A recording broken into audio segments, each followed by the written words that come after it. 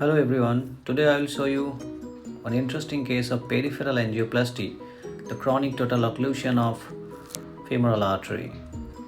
This is one of the very tough and very challenging cases. Doing peripheral plasty in CTO, long segment CTO, is considered to be one of the toughest cases in the cardiovascular disease spectrum. So this patient was not able to walk because of severe pain in the leg, and on angiogram it was found that, as you can see, the left femoral artery is proximally occluded. It was a long segment disease.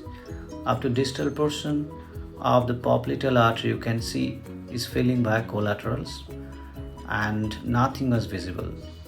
So we tried to go for peripheral angioplasty. We took proper catheter, tried to do it the wear. It was not possible initially. Then we took another hardware, which ultimately could cross the initial, the proximal tough cap that you can see here.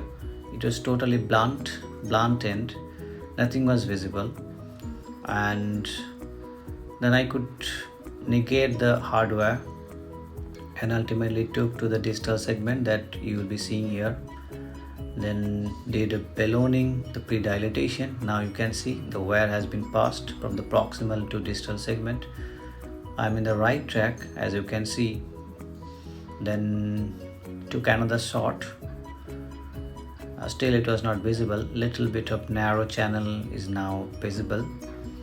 So took the courage to took the balloons, peripheral balloons, long balloons, and did the pre-dilatation. Here you can see the pre-dilatation was done throughout the long segment. One difficulty is that again arose here is that the distally the balloon was not going because of the long CTO and perhaps very tough calcified vessels. So I had to rewire, took a coronary wire and took a shorter balloon that we use in coronary cases to pass the lesion. That was one of the challenging portion of this long procedure. Now you can see the vessels clearly, and after that, as you can see here, the distal segment was very tough, so you had to take this innovative technique to cross it. And now you can see the coronary wire that I took as an innovative technique to cross it, and then the ballooning. Then I took a long peripheral stent to inflate from the distal to the mid segment. As you can see here, the stent, it is getting inflated slowly, and after that we took another stent which was 200. It was very long stent overlapping with the distally to the proximal cap, and at the end the results were really good. Patients were put on optimal medical management, and patients gradually started walking. At 7 days, patient was able to walk for the first time after a long time, and he was pain-free.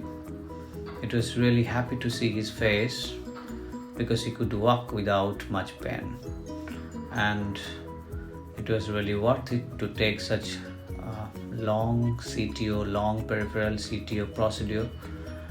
Here I would like to recommend one thing again: when you are crossing this bifurcation, be very careful because of the chances of dissection is there, because such a long stent is very difficult to pass through this bifurcation, the ileal bifurcation. That is really difficult, and as you can see, the proximal stent is getting inflated from the distal segment. Yes, and it was really very tough case, but at the end it was really very good. We ended it in a successful note with a very good flow, and patients were very happy. We are very happy. Thank you for watching. Keep watching, keep subscribing, and give your valuable opinion.